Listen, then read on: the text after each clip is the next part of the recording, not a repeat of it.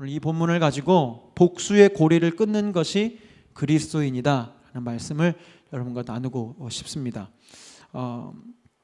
지금 3주 전부터 정삼위 목사님, 허준 목사님 그리고 저에 이르기까지 계속 삼손에 대한 메시지를 듣고 있어요. 우리 정삼위 목사님께서는 최소치를 들어 쓰시는 하나님에 대한 메시지를, 귀한 메시지를 선포하셨습니다. 다시 제가 요약해서 정리를 해드리면, 삼손이 나시린이었잖아요. 구별된 나시린이었는데, 나시린이 지켜야 될 많은 율법들이 있습니다.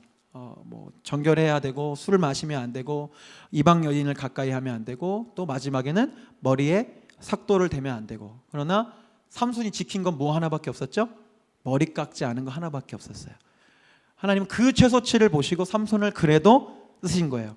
지난주 허준 목사님 말씀처럼 그 최소치에 마지막 마지노선이 있었기 때문에 실수하고 범죄하고, 지난주 목사님 제가 영상 편집하면 다시 봤는데 화가 나서, 지난주 안 오신 분들 웃지 않습니다. 네. 목사님께서 지난주에 화가 나서 죽이고, 화가 나서 죽이고, 그렇게 감정으로 휩쓸려서 살아가는, 이스라엘의 지도자인데, 왕은 아니지만 그래도 일국의 지도자인데 그렇게 휩쓸려서 살아갔던 사람임에도 불구하고 하나님이 그를 통해서 블레셋을 심판하시 멸하시는 이야기들이 나왔습니다. 그런데 저는요, 오늘 여러분들에게 조금 더 높은, 조금 더 깊은 수준의 이야기를 나누고 싶어요. 물론 맞습니다. 하나님은 우리의 최소치를 보시고 사용하십니다. 그리고 우리의 실수와 연약함 속에서도 당신의 주권으로 일을 행하실 수 있는 분이세요. 아멘. 그러나 우리가 하나님을 볼 때, 지난 2주간의 메시지는 너무나 아멘이고 너무너무 감사한 하나님의 성품입니다. 내가 아무것 가진 것 없지만, 내가 실수투성이고 연약하고 죄악의 투성이지만, 그래도 하나님이 나를 붙드시고, 그래도 하나님이 내 안에 일하시기 시작하면 아직 끝나지 않았다는 그 은혜의 말씀이 주어질 수 있어요. 그러나 저는 오늘 우리가 하나님을 바라보는 입장이 아니라 하나님이 우리를 바라보시는 입장에서 좀 메시지를 선포하고 싶습니다. 그래서 좀 이것이 높은 이야기가 되고 깊은 이야기가 될 수 있어요. 자, 왜 그러하냐면, 여러분 한번 비유지만 한번 생각해 보십시오. 장애를 가진 아이와 멀쩡한 아이가 있습니다. 여러분 자녀를 낳으셨어요? 자녀를 낳으셨는데 한 아이는 장애가 있어요. 어떤 장애가 있다고 쳐보고요. 한 아이는 정상적으로 멀쩡하게 태어났습니다. 물론 부모는 둘 다 사랑하지만 표면적으로 겉으로 드러나는 사랑에 있어서 누가 더 많은 사랑을 받을까요? 상식적으로. 네? 어려운 질문인가요? 네? 직접 질문한다네요. 그러면 내 이름 아는 사람? 네. 요즘에 이름 모르는 사람들이 많아져서 나중에 이름 좀 알려주세요. 진기 형제. 네, 눈을 뜨세요. 눈을 뜨시고 집중해 주세요. 오늘 이렇게 대놓고 계속 얘기할 수도 있어요. 자, 장애를 가진 아이와 그렇지 않은 아이가 있어요. 우리 이제 농구도 가르치고 아이들 할 텐데, 조금 몸에 문제가 있는 아이가 있고 잘하는 아이가 있으면 누굴 더 신경 쓰고 관심 갖고 사랑을 쏟겠어요? 그렇죠. 똑똑하죠. 그러면 몸이 불편한 아이에게 더 많은 사랑을 줄 수밖에 없습니다. 그렇죠. 몸이 불편하기 때문에 밥도 먹여줘야 되고, 옷도 입혀줘야 되고, 거동이 불편하면 뒤에서 밀어줘야 되고, 눕혀줘야 되고, 씻겨줘야 되고, 더 많은 사랑이 그 아이에게 들어갈 겁니다. 그렇다면 정상적인 아이가 그런 부모의 모습을 보면서 그런 마음 품지 않겠어요? 우리 엄마는, 우리 아빠는 형만 사랑해, 형만 먹여주고, 형만 입혀주고, 형만 챙겨주고, 난 맨날 나보고 알아서 하래. 그런 마음 들 수 있지 않겠습니까? 그죠? 그런데 여러분, 만약에 그 부모님께서 어떤 중요한 심부름을 이제 시키려고 해요. 집에 있는 어떤 중요한 문서를 어디다 내야 된다든지 그런 일들을 맡긴다고 쳐보세요. 여러분들은 누구에게 맡기시겠습니까? 다시 질문합니다. 진기 형제. 농구 수업을 열심히 하고 있는데 공에 펑크가 났어요. 농구공이 쉽게 펑크 나진 않지만 공을 어디서 받아와야 돼요. 몸이 힘들고 장애가 있는 아이를 시키겠습니까? 아니면 정상적인 아이를 시키겠습니까? 그렇죠. 똑똑합니다. 정상적인 아이를 시키게 되어 있죠. 여러분, 이 차이입니다. 자, 최소치를 하나님 분명히 들어 쓰시고, 최소치를 가지고 있는 사람 주님 사랑하십니다. 실수하고 연약하고, 지금 제가 장애로 표현했지만 하나님 보시기에 그렇게 연약하고 죄 많고 넘어지고 하는 그 영혼들 하나님 그렇다고 해서 미워하지 않으십니다. 우리 보기엔 더 사랑하실지도 몰라요. 지금처럼 우리가 예배하고 있지만 예배드리지 못하는 많은 사람들, 하나님을 알지 못해서 하나님을 인격적으로 만나지 못해서 자신들이 무슨 죄를 짓는지도 모르고 살아가는 그 영혼들을 어쩌면 하나님은 더 많이 사랑하고 계신 줄을 모릅니다. 그러나 중요한 것은 하나님은 우리에게 무언가 사명을 맡기시거나 임무를 맡기실 때 그런 사람들에게 맡기실까요? 아니요. 사랑 안 하셔서가 아니고요. 신뢰할 수 없기 때문에 맡기지 않는 겁니다. 제가 오늘 여러분들 이 이야기를 왜 드리냐면 혹여라도 지난 2주간의 메시지 너무 귀한 메시지지만 우리 안에 우리가 얼마나 연약한 존재인지 그 말씀을 듣고 나면 안주해 버리기 때문에 그래요. 나 최소치만 해도 하나님 나 쓰신대. 그럼 나 최소치만 하지 뭐. 허준 목사님이 실수하고 연약하고 삼손이 그래도 하나님의 주권적인 일하심으로 일하는 거 하는데 뭐 나도 그러면 뭐 삼손처럼 살까? 목사님들은 그런 메시지로 전한 게 아님에도 불구하고 그 메시지를 듣는 우리가 삶의 자리에서 어떤 문제들을 만나고 타협하고 싶은 순간이 되면 그 순간 그렇게 내 말씀을 그렇게 바꿔버려요. 하나님 최소치만 보시는데 뭐 나 뭐 좀 술 먹고 막 내가 망가지면 뭐 어때? 나 그래도 주일날 교회 가잖아. 나 최소치는 지키잖아. 뭐 실수하고 나 또 범죄하고 계속 그러면 어때? 하나님 어차피 일하신다며? 그렇지 않습니다, 여러분. 하나님은 그런 우리도 들어서 사용하고 싶을 만큼 우리를 사랑하시지만 진짜 하나님이 여러분들을 마음껏 당신의 일들을 맡기시고 사명을 맡기시기 위해서는요, 우리는 최소치에 머물러서는 안 돼요. 하나님이 뒷수습하시는 인생에 대해서는 안 된단 말입니다. 그래서 제가 오늘 여러분들에게 결론부터 말씀드리면 원수를 사랑해야 되는, 우리가 지극히 잘 알고 있지만 정말 지키기 힘든 이 말씀을 여러분들에게 전하는 이유가 바로 거기 있습니다. 왜냐? 지금 삼손에 대한 15장 말씀을 읽는데 복수혈전이에요. 복수혈전. 자, 제가 복수를 정리를 해드릴게요. 삼손이 첫 번째 복수를 하는데요. 지난주 허준 목사님 말씀을 해주셨어요. 제가 자꾸 얘기하니까 궁금하시죠? 여러분들 유튜브에 가셔서 나비 워십을 치시면 저희 영상이 계속 올라와 있고요. 페이스북에 가셔도 보실 수 있습니다. 조회수가 20밖에 없어서 말씀드리는 거예요. 여러분들 정사임 목사님 엄청 사랑하시는 정사임 목사님 99, 그 밑에 김종윤 목사 19. 저는 그런 괜찮습니다. 허준 목사님 거 오늘 올라갔으니까 좀 올려주시고요. 자, 허준 목사님 말씀 내용을 들으면 뭐냐? 하나님께서 이방 여인과 결혼하지 말라고 하고 심지어 부모님도 블레셋 여자랑 결혼하지 않았으면 좋겠다라고 말함에도 불구하고 삼손이 나 블레셋 딥나에 있는 여자가 좋아요. 나 저 여자랑 결혼하겠어요 하고 간다고요. 가서 말씀해 주셨지만 수수께끼를 내요. 수수께끼를 내서 사람들이 이제 못 맞히니까 막 그 딥나 여자를 부추겨서 야, 네 예비 신랑감한테 가서 그 답 좀 알아와라. 이렇게 해서 답을 알아서 이제 블레셋 사람들이 이기게 됩니다. 근데 그 상황에 삼손이 화가 나서 어떻게 하냐? 첫 번째 이제 여기까지는 좀 소심한 복수예요. 첫 번째 화가 나서 결혼식 날이었는데 식장에 나타나지를 않고 집에 가버립니다. 누구에 대한 복수예요? 딥나 여인에 대한 복수예요. 지금 참 소심하죠, 남자가. 그래도 결혼까지 약속했던 여자인데 자기가 그 수수께끼 다 알려준 거 블레셋 사람들 알려줬다. 그것 때문에 화가 나고 삐져서 나 너랑 결혼 안 해. 결혼식 안 가요. 그게 첫 번째 복수였습니다. 자, 이에 대한 블레셋 사람, 그러니까 장인이죠. 그러니까 지금 계속 블레셋과 삼손 간의 복수가 계속 되는 거예요.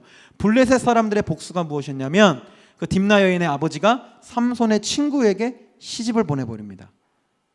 분명히 약혼도 했고 결혼하기로 했는데 삼손이 결혼식장에 안 나타나니까 그거에 대한, 여기까지는 소심해요. 복수들이 다 복수로 친구에게 시집을 보내버린 거예요.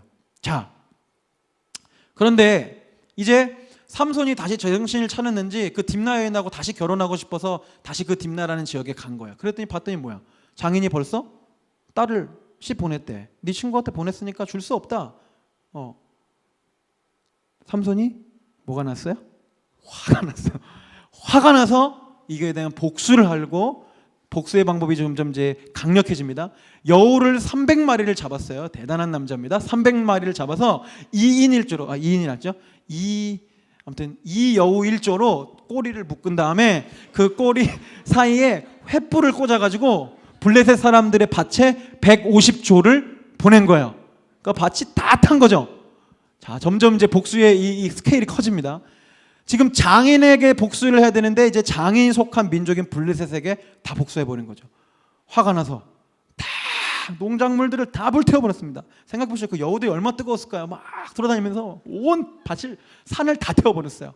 자, 이 일에 대한 복수로 블레셋 사람들이 딥나 여인과 장인을 찾아갑니다. 니들 때문에 그래. 야, 너 장인 이름 모르겠지만 너가 엄한 사람한테 시집 보내서 삼손이 우리한테 와서 해코지한 거 아니야. 그러니까 너희들한테 복수해야 되겠어. 라고 해서 어떤 복수를 했느냐? 딥나 여인과 그 장인을 불에 태워버립니다. 자, 근데 이것은 단순히 딥나 여인과 그 장인에 대한 복수가 아니에요. 이것은 삼손에 대한 모욕적인 복수입니다. 그래도 엄연히 보면 장인이었고 신부감이 될 여자였는데 불에 태워, 그냥 죽인 것도 아니고 불에 태워 죽였다고요. 이것은 삼손에 대한 모욕적인 복수였어요. 자, 이제 삼손이 세 번째로 복수합니다. 지금 복수가 계속 왔다 가죠. 예, 복수의 고리가 계속 되어지는 거예요. 자, 오늘 본문이에요. 15장 7절 8절 이 얘기를 들은 거예요. 블레셋 사람들이 딥나 여인과 장인을 불에 태웠다는 얘기를 들은 거예요. 그러니까 7절에 그러자 삼손이 그들에게 말하였다. 블레셋 사람들에게 너희가 이렇게 했으니 내가 너희에게 원수를 갚기 전에는 가만히 있지 않겠다. 제대로 복수하겠다는 거죠. 그 말씀, 그 다음 9절 8절 그는 블레셋 사람들을 닥치는 대로 마구 무찌르고 내려가서 에단바의 동굴에서 쉬고 있었다. 그 힘센 삼손이 쉴 만큼 막 죽인 거, 막 그냥 눈에 보이는 대로 이성을 잃은 채로 복수하기 시작한 거죠. 근데 이게 끝나질 않아요. 보십시오. 블레셋 사람들이 그렇게 당했으면 이제 좀 가면 좋은데 15장 9절에 블레셋 사람들이 쳐 올라와서 유다 땅에 진을 치고는 레히 지방을 짓밟았다. 자, 지금 한 사람 간의 복수였잖아요. 삼손이 딥나 여인 여자한테 화가 나서 복수했던 일이 장인에게 번지고 그게 밭을 태운 일에 번지고 이제 블레셋 사람들을 닥치는 대로 죽이고 그러니까 이제 블레셋 사람들은 어떻게 나와요? 삼손만 죽일 일이 아니죠. 레히 지방을 한 지방을 한 도시를 한 지역을 짓밟기 시작한 거야. 부시고 때리고 죽이고 복수를 낳더니 그 복수가 이제 엄한 사람들까지 다 죽게 만들고 있는 상황입니다. 이 상황이 되니까 이 영문도 모를 습격을 당한 유대 사람들이 블레셋 사람들한테 물어보죠. 얼마나 억울하고 얼마나 당황스러웠으면. 15장 10절에 유다 사람들이 그들에게 말하였다. 당신들은 무엇 때문에 우리를 치러 올라왔어? 무엇 때문에 이렇게 와서 행패를 부리고 있냔 말입니까? 라고 물어보니까 그들이 대답해요. 삼손을 잡으러 왔다. 우리가 삼손이 우리에게 한 대로 우리도 그에게 갚아줄 거다. 복수에 대한 표현이죠. 이에 대한 삼손의 대답입니다. 15장 11절 우리 아까도 읽었지만 다시 읽어볼게요.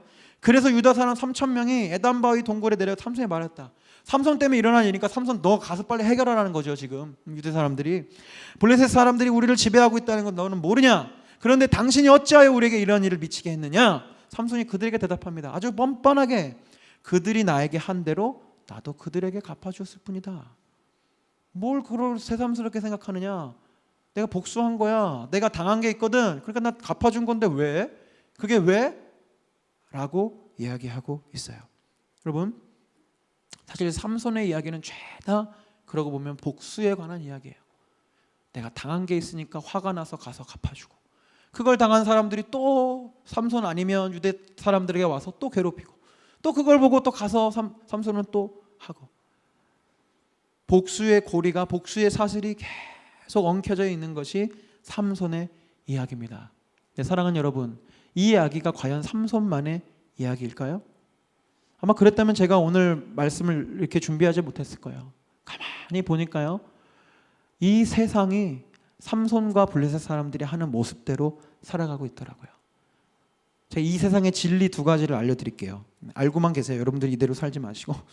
이 세상의 진리는 무엇이냐? 가는 말이 고하여 오는 말이 곱다. 속담이기도 하지만 이게 진리죠. 내가 잘해야 잘 오고 또 저 사람이 나한테 잘 해줘야 내가 잘 해주는 거 맞잖아요.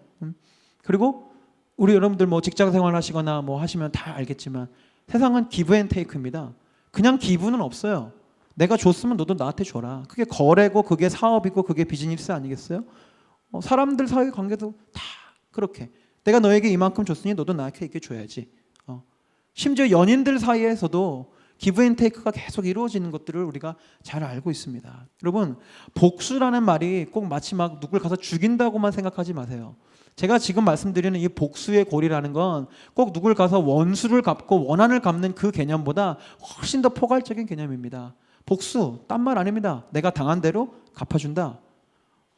내가 억울한 일을 당했으면 내가 너한테 가서 또 억울한 일을 당하게 하고, 내가 속이 상했으면 내가 너한테 가서 속 상하게 하고, 이게 다 복수예요.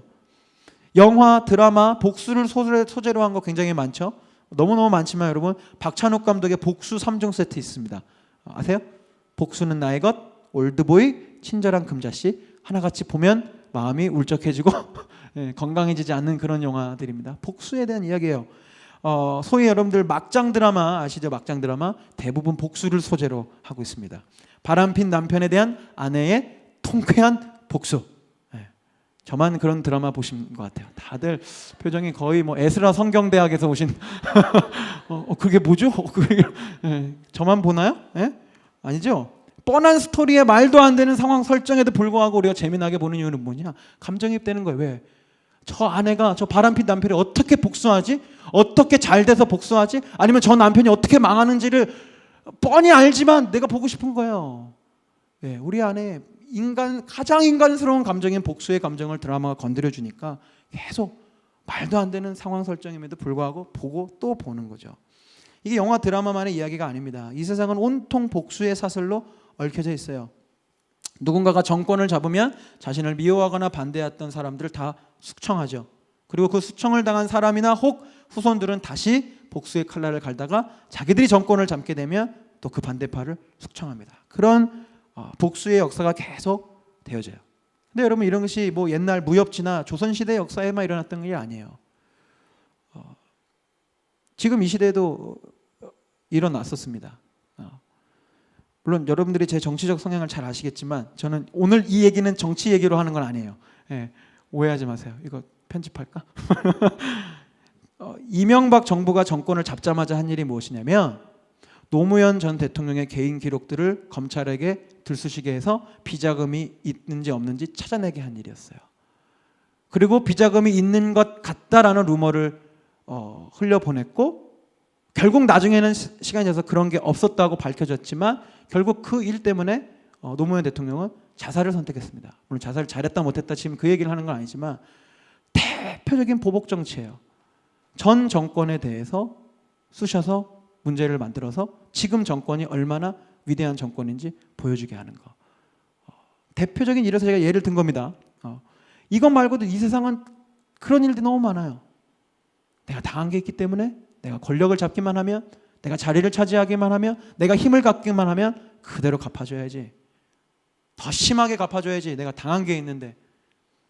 여러분, 세상의 영은요 이렇게 계속 오랜 시간 우리를 세뇌시켜 왔어요. 내가 당한 것이 있으면 반드시 갚아줘야 된다. 나의 억울함과 부당한 대우에 대한 대가와 보상을 받기 위해서는 심지어 그 수단과 방법이 옳지 않다 할지라도 내가 받아내야 된다라는 것이 세상의 흐름이에요. 사실 보면 레위기 24장 20절에 눈에는 눈, 이에는 이라는 법이 나옵니다. 그래서 많은 사람 아니겠지만 몇몇 사람들은 그 법을 근거로 해서 우리 그리스도인들도 이런 합당한 복수라기보다 합당한 이런 대응을 하는 것이 뭐가 나쁘냐, 하나님이 눈에는 눈, 이에는 이라고 하지 않았냐, 내가 이만큼 당했으면 그렇게 내가 요청하고 달라고 하는 것이 나쁜 것이지 않느냐라는 얘기를 하는데, 여러분 그건 잘못 알고 계시는 거예요.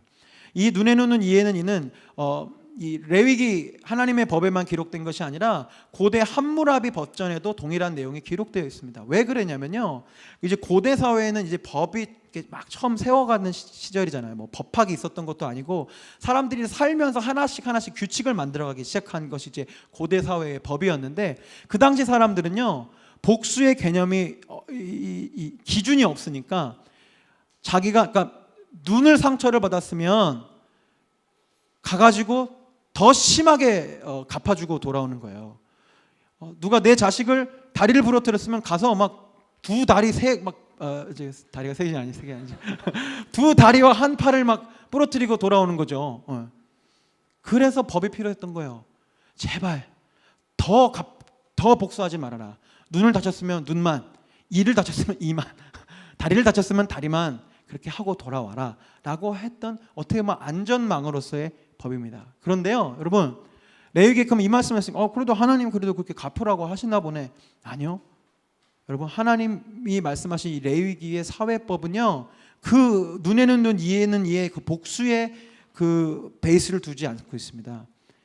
그게 24장이라 그랬잖아요. 그 24장이 출현하기 전에 먼저 전제 조건으로 달아놓으신 법, 그 큰 법의 정신이 있어요. 19장 18절 말씀입니다. 뜨죠? 여러분들 한번 읽어주시겠어요? 시작.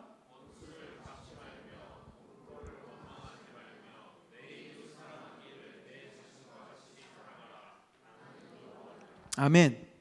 하나님이 레위기를 통해서 너희들이 이 세상을 살아갈 때, 이 사회 속에서 살아갈 때 사람들끼리 어떻게 해야 되는지를 내가 알려줄게 라고 하면서, 자 알려줄게, 눈에는 눈 이에는 이야. 그러니까 너 서로 상하면서 눈에는 눈 이에는 이로 살아라가 아니었다고요.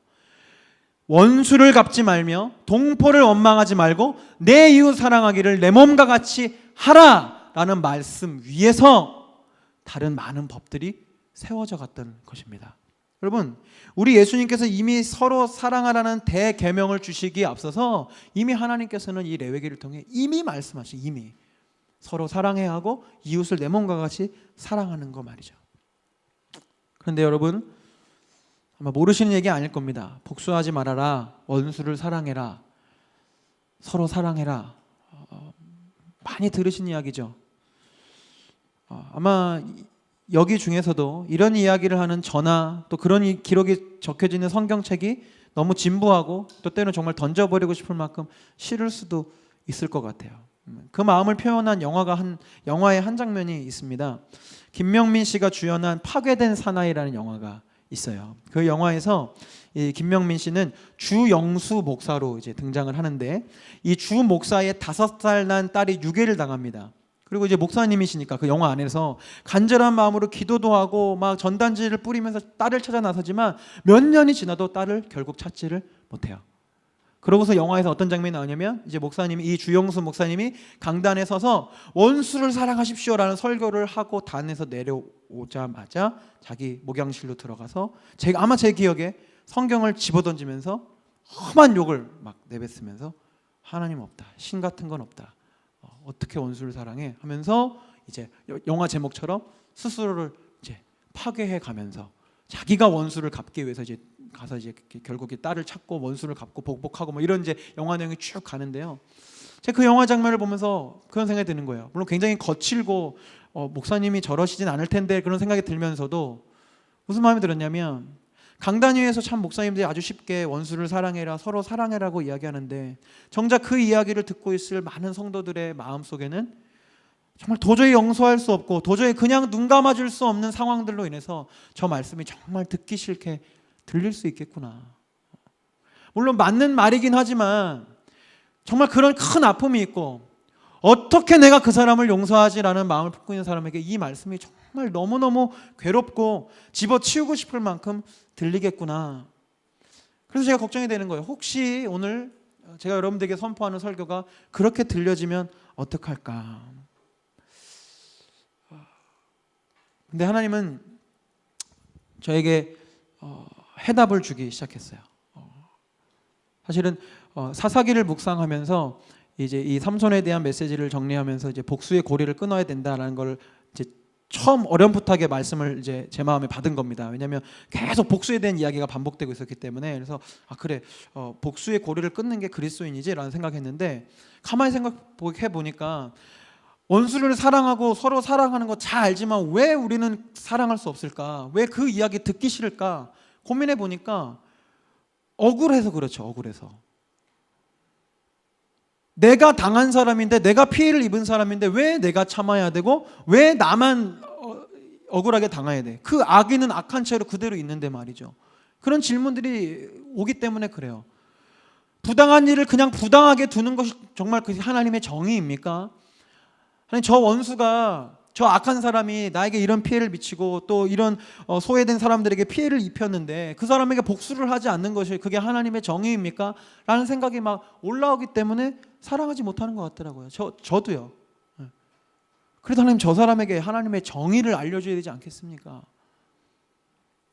그런데요, 하나님 요즘에 제가 사무엘상을 묵상하고 있잖아요. 사무엘상을 묵상하면서 다윗의 모습을 보여주시면서 왜 우리가 원수를 갚으면 안 되고 왜 복수는 우리가 할 일이 아닌지에 대해서 보여주기 시작하셨어요. 여러분, 우리 하나님은요, 악을 결코 그냥 그대로 눈 감아주시는 그런 흐리멍텅한 분이 아니십니다. 아멘. 일단 아멘 하십시오. 네, 아멘. 하나님은요, 그런 흐리멍텅한 신이 아니에요. 하나님은요, 지금 여담이지만 여러분들에게 뭘 하라고 한 것에는요, 반드시 귀한 의미들이 있기 마련입니다. 하나님은 그냥 무턱대고 여러분에게 시킨 게 없어요. 여러분, 요즘 저는 다윗의 그 삶을 묵상하면서 아주 분명한 원리 하나를 발견합니다. 그것은 무엇이냐? 심판은 주님의 소관이고 사랑은 나의 소관이라는 거예요. 다시 말씀드리면 심판은 주님의 몫이고 나의 몫은 그저 사랑하는 것이라는 겁니다. 왜 그런지 알려드릴게요. 여러분 아시다시피 다윗을 누가 끊임없이 쫓아오고 죽이려고 했죠? 사울입니다. 사울이 다윗을 너무너무 심하게 죽이려고 했어요.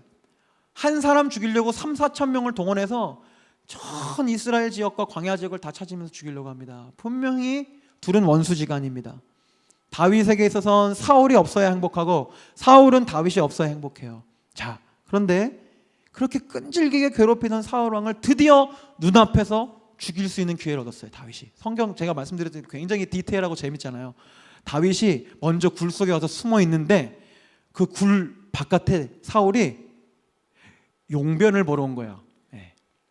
근데 너무 표현이 적나라하려나?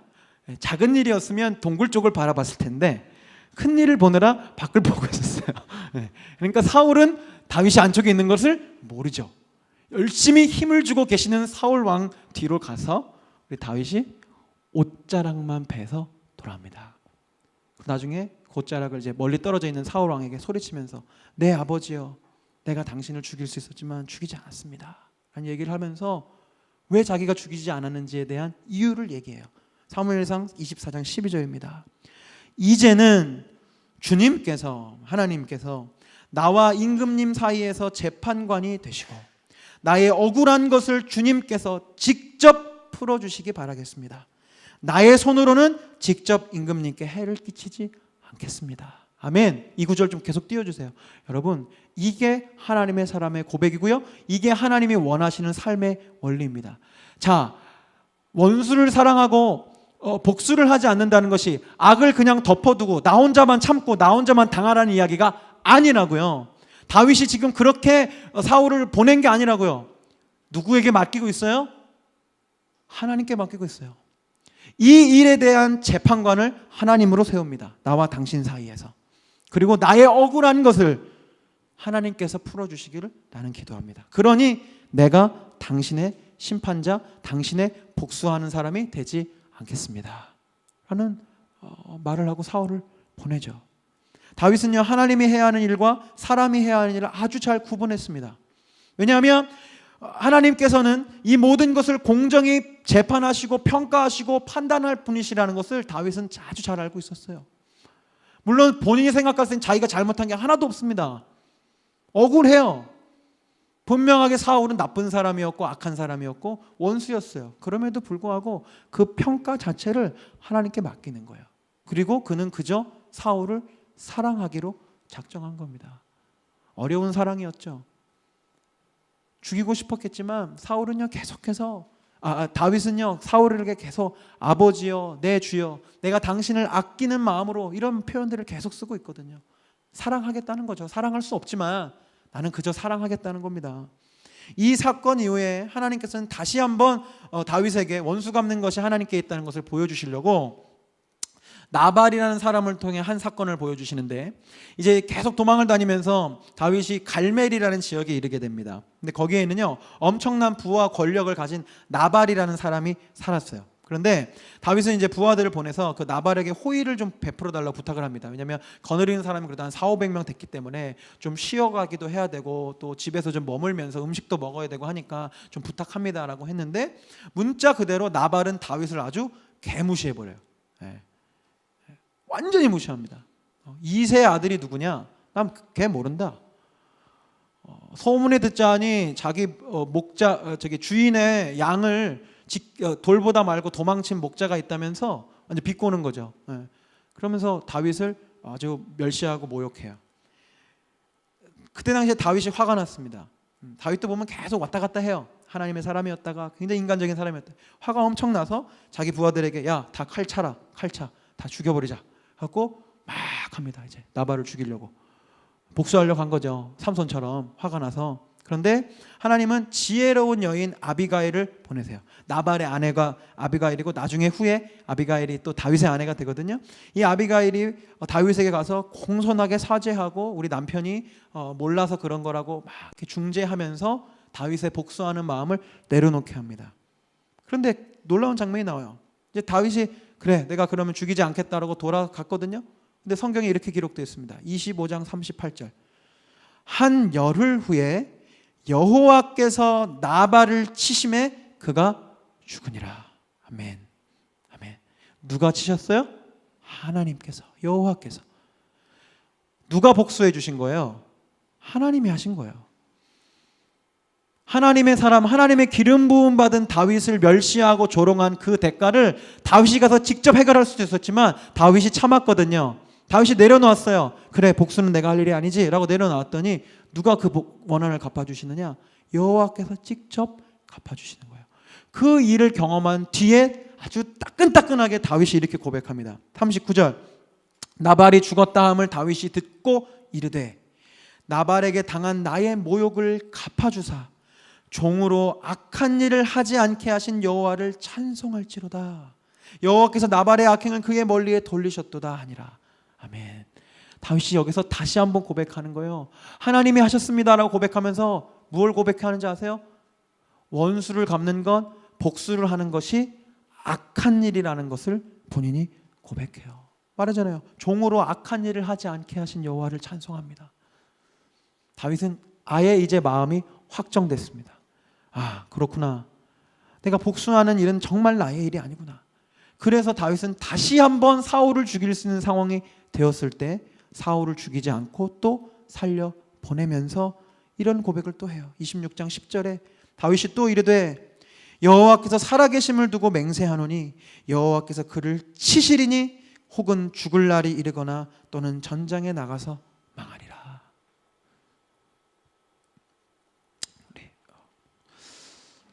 다윗의 부하가 아주 용맹한 부하가 같이 다윗과 함께 사울의 진영으로 들어가서 다윗 왕이시여 지금 죽여야 됩니다. 지금이 기회입니다. 죽입시다. 내가 한 번에 죽이겠습니다. 내가 두 번 찌르지 않겠습니다. 성경에 그렇게 써 있어요. 내가 두 번 찌르지 않고 내가 한 번에 내가 죽일 테니까 허락하십시오. 다윗이 얘기해요. 바로 이 얘기예요. 아비새야 여호와께서 살아계심을 두고 내가 맹세하는데 하나님이 심판하실 거야. 하나님이 복수하실 거야. 우리가 하지 말자. 우리가 얼마나 왕을 아끼는지 그것만 보여드리고 가자. 그래서 창과 물병을 들고 나와요. 그리고 나중에 또 그때처럼 얘기합니다. 나의 아버지 나의 사울이시여 내가 당신을 두 번째 죽일 수 있었는데 내가 죽이지 않습니다. 어찌하여 저를 그렇게 핍박하십니까? 내가 당신의 집에 다시 돌아가고 싶습니다. 내 여호와의 집으로 다시 들어가고 싶습니다. 나로 하여금 이렇게 떠돌게 하지 마세요. 나 아버지의 집에 가고 싶어요. 여러분, 우리는 다윗을 멋있는 줄 알고 보니까 그렇지만 그 부하들이 볼 때 다윗이 얼마나 멍청해 보였을까요? 야, 코앞에서 죽이면 되는데 코앞에 원수가 있는데 왜 그걸 못해? 저 사람은? 근데 다윗은 하지 않아요. 왜? 심판은 하나님의 소관이고 사랑은 나의 소관이기 때문에 내가 하나님의 권세에 권위에 내가 침범할 이유가 없다라고 다윗은 선포했습니다. 다시 말씀드립니다, 여러분. 심판은 주님의 몫이고 사랑은 내가 할 몫이에요. 복수는 나의 것이 아니에요. 세상은 복수는 나의 것이라 그러죠. 네가 갚아야지. 그 억울함 누가 풀어주냐? 하나님을 모르는 사람들이 하는 얘기입니다. 우리보다 하나님을 조금 더 많이 알았던 바울이 뭐라고 얘기한 줄 아세요? 로마서 12장 17절부터 19절에 아무에게도 모든 사람에게 악을 악으로 갚지 말고. 여러분, 악을 악으로 갚는 게 복수예요. 그죠? 근데 바울이 얘기해요. 아무에게도 악을 악으로 갚지 말고 모든 사람 앞에서 선한 일을 도모하라. 할 수 있거든 너희로서는 모든 사람과 더불어 화목하라. 내 사랑하는 자들아, 너희가 친히 원수를 갚지 말고 하나님의 진노하심에 맡기라. 기록되었을 때 원수 갚는 것이 내게 있으니 내가 갚으리라고 주께서 말씀하시니라. 아멘. 아멘. 믿으십시오. 원수를 사랑하고 복수하지 않는 것은 그냥 악을 덮어놓는 게 아닙니다. 불의를 보고 그냥 지나치는 게 아니에요.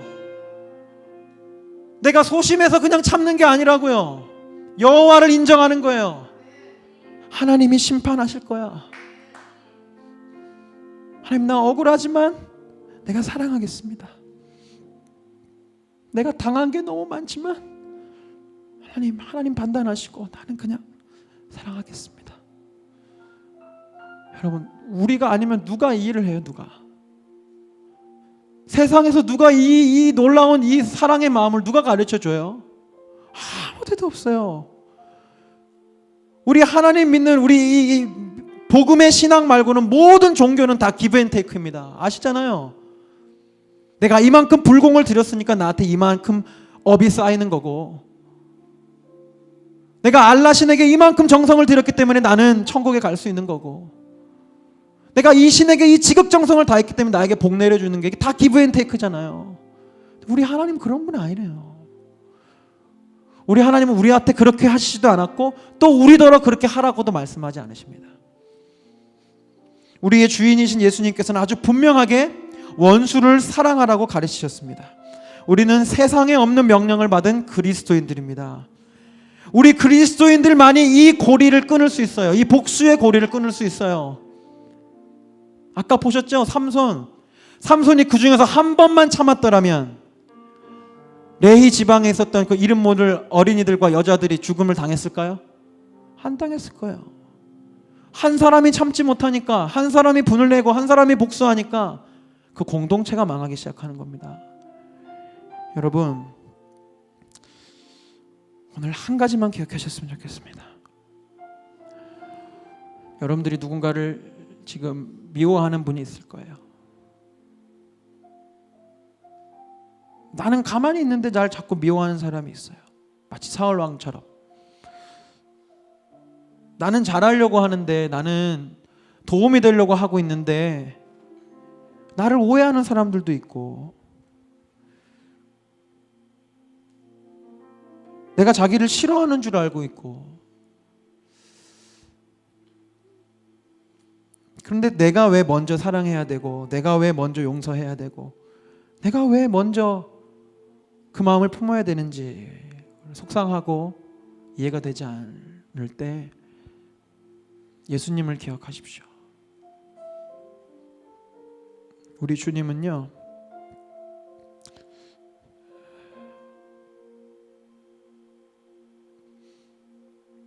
우리가 그것이 사랑인 줄도 모를 때